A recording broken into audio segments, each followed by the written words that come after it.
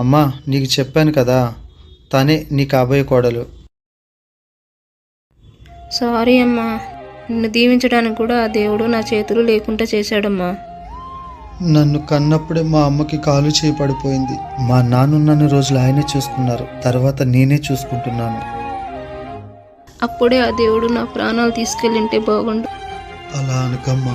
Thanks. మా అమ్మ పరిస్థితి చూసి ఎక్కడ వద్దంటావో అని భయపడిపోయాను. ఆపు, ముందు నేను చెప్పేది విను. ఏందే? నీకు ఏమైనా నేను చూసుకుంటాను. మీ అమ్మని చూసుకున్నంత కర్మ నాకు పట్టలేదు. నేను కావాలో మీ అమ్మ కావాలో తేల్చుకో.